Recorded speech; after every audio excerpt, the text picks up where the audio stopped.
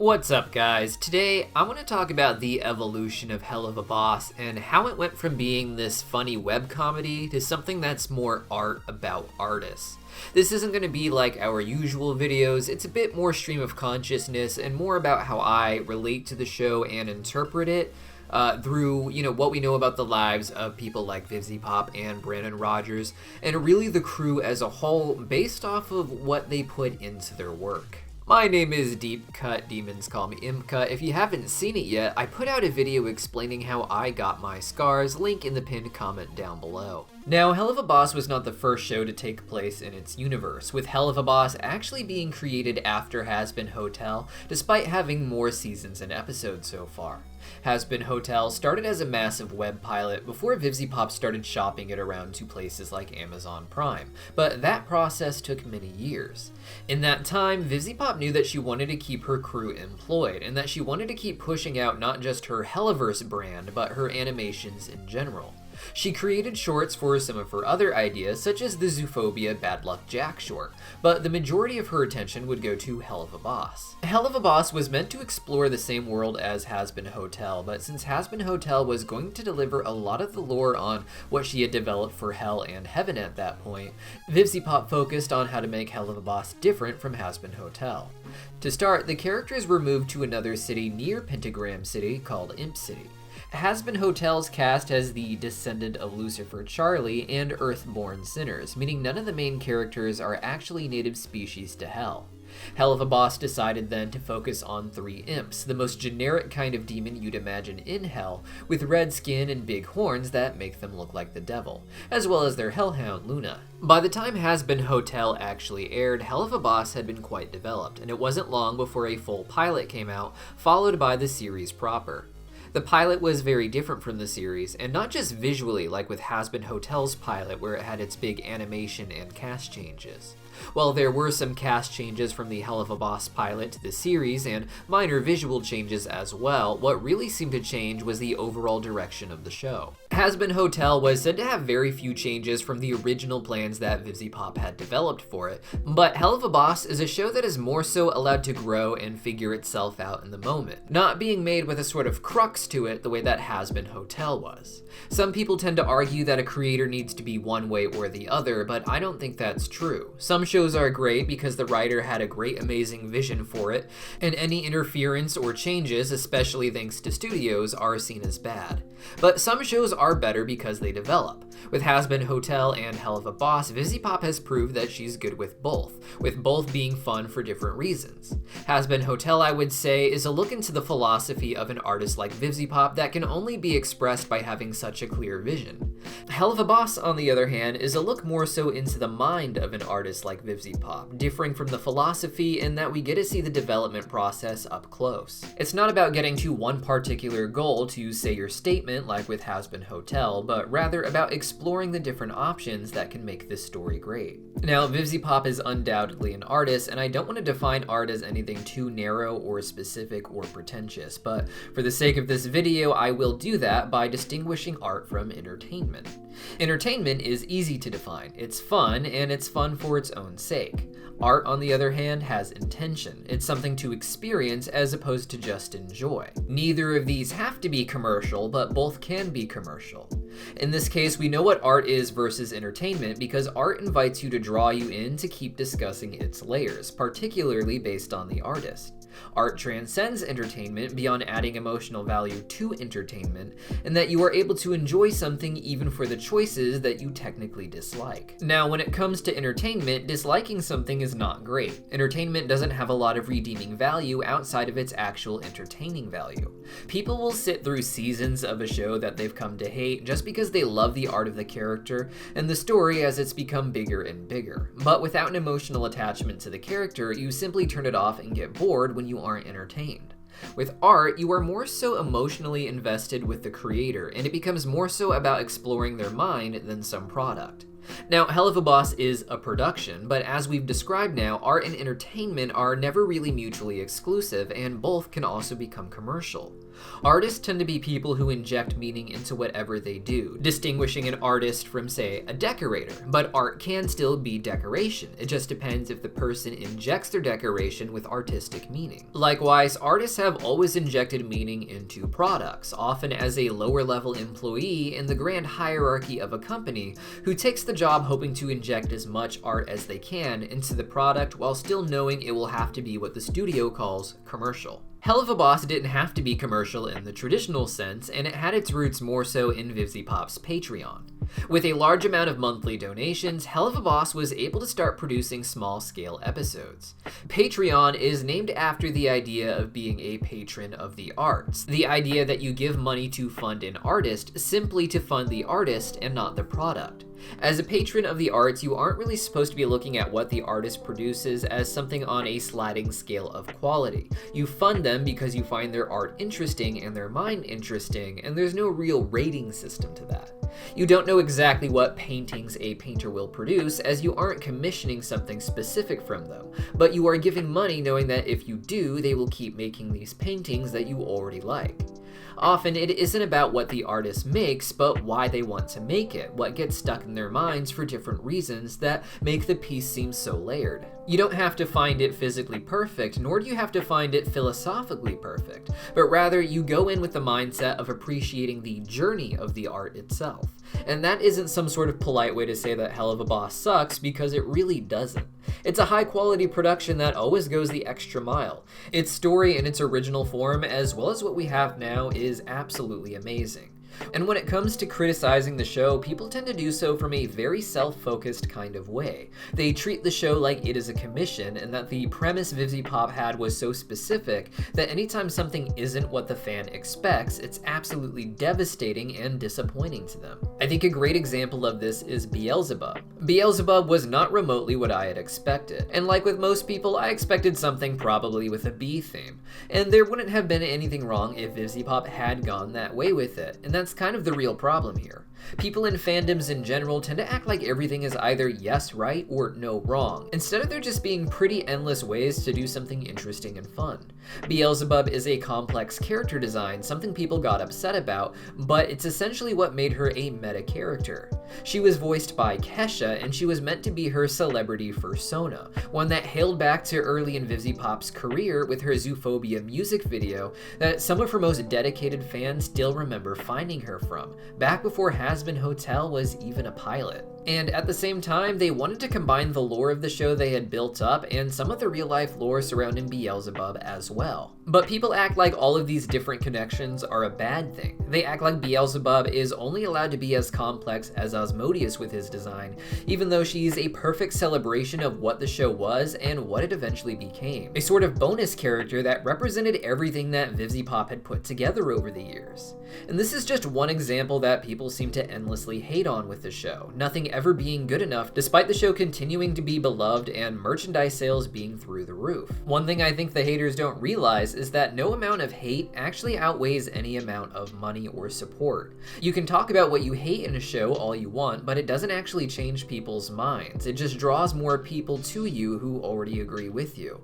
And it's fine to not like something, but it just doesn't actually affect the sales of Helluva Boss merchandise, which seems to have taken over from the Patreon service, and even after this transition, we can see how VivziePop finds her success thanks to showcasing her art as a relationship with the fandom. Hazbin Hotel has a merch shop on Amazon Prime, which seemed like perfect synergy since that's where you watch the show, but the merchandise was rather lifeless. It was simple concept art from the show and logos pasted onto generic products like cell phone cases. It was a way to support the show, don't get me wrong, but the products weren't very exciting. On the Helluva Boss Shark Robot merch store, however, VivziePop and her crew have worked hard to create a system of merchandise that its fans love. It's not just a copy-paste of assets from the show, but some of these playmats, for instance, are just legitimately beautiful art inspired by the show. The kind of cool wallpapers you want for your computer or posters for your actual wall. It's not a cheap print of a reference to a show, but rather a series of artwork pieces that remind you of the most emotionally resonant aspects of your favorite story. Everything is designed with a mindset not of what can we sell, but what would make someone feel like they're getting something almost handmade because of the affection put into the art before it gets placed onto some sort of product. It's a commercial product for sure, but like with entertainment, art can be injected into it, and when you remove the bigger corporation with certain expanding interests, it allows artists like VivziePop to experiment with markets that focus more so on the relationship people have with the show, moments that resonate with them instead of just the logo. And more than anything, it is the massive reaction from fans supporting the show that seemed to change its direction somewhat.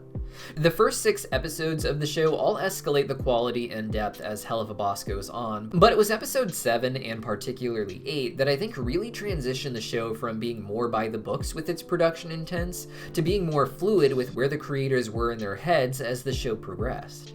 Each episode from there becomes not just more intense, but more personal, I would say. Every moment becomes heartbreaking in its own way, with each moment being some cryptic reference to a relationship any person on the production team may have experienced or just witnessed from the distance. Episode 7, from what I understand, was the original ending for Season 1, with Episode 8 being devised at the last minute, with Season 2's early story already being mapped out. Episode 8 was thrown into the mix of production early enough that it seemed to connect with Episode 2 of Season 2, with Luna's backstory being a bit ominous without the context of Episode 8, which we were supposed to see before it got delayed.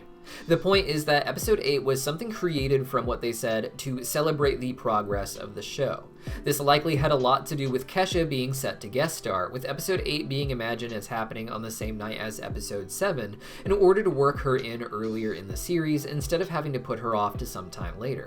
Getting Kesha for this role was a triumph considering the success of VivziePop's channel having its roots in the Zootopia music video that we discussed earlier, which used Kesha's song Die Young, making this episode represent a very interesting moment. This was the moment where the dream had essentially become the reality. Season 1 was not just something imagined by VivziePop, but by Episode 8's release, the whole story had actually been properly plotted, written, and released. Episode 8 was a celebration of the series becoming a real show, not something that fizzled out after a few episodes, but had a complete season. It celebrated how VivziePop dreamt of making great cartoons with special musical guests, and now it became a reality. It was a transition to the show being more about the inner minds of the creators while working on it, instead of something presenting almost as traditional animated television. Now, within the show itself, this began to be reflected not just by characters, but by relationships. Blitz and Fizz represented the bottom of Hell's hierarchy, the common man who aspires for great fame, but even with great talent cannot get it for himself.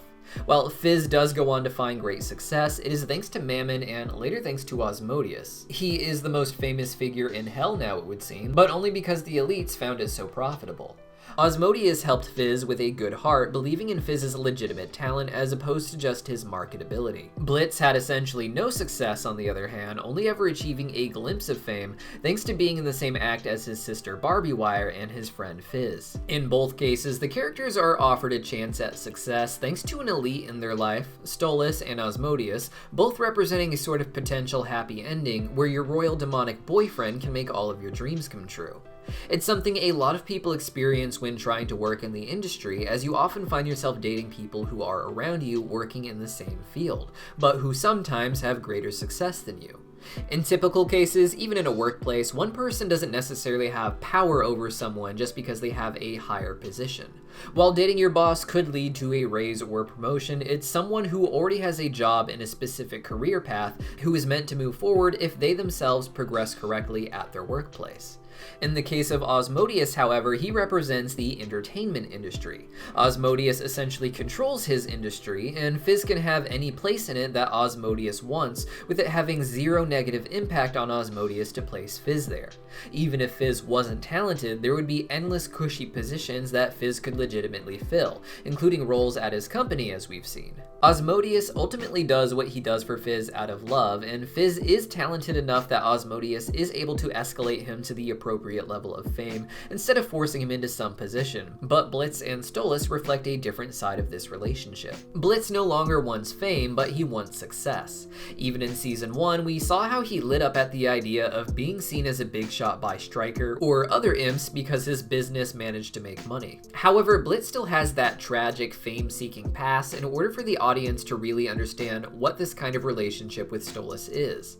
Blitz has made it clear that he has been in this situation before, with the other person treating him like they were in love with him, only for it all to just be an act.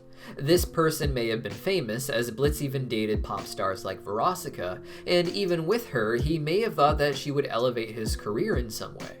Regardless, Stolas is someone who isn't in the entertainment industry of hell, but he is someone who is meant to parallel Asmodeus in that way, having access to the one thing Blitz needs in order to succeed now that he's not going for fame, which is the grimoire.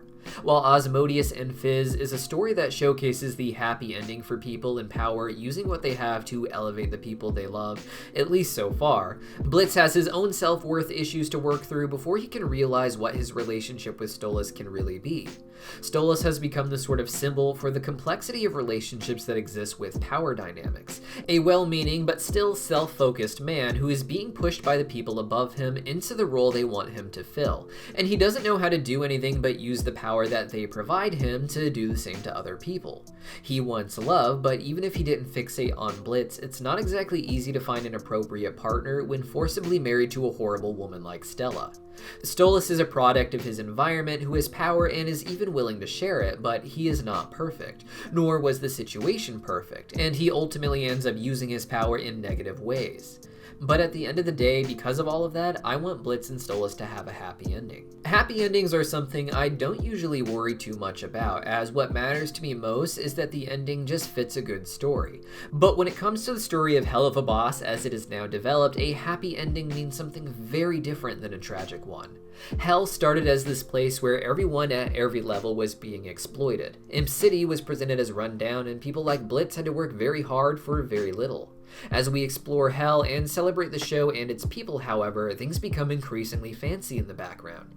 Yes, there is always the masses of poor as well, but they have this elegant, golden, spacious elevator system and beautiful public medical resources, and even the Hellhounds all go to luxurious, extravagant parties, even if there are the Hellhound pounds to worry about in the back of our minds. All of this dark stuff still exists, but as the show has become more of its own little community, the world itself has become more inviting so that we all feel comfortable there.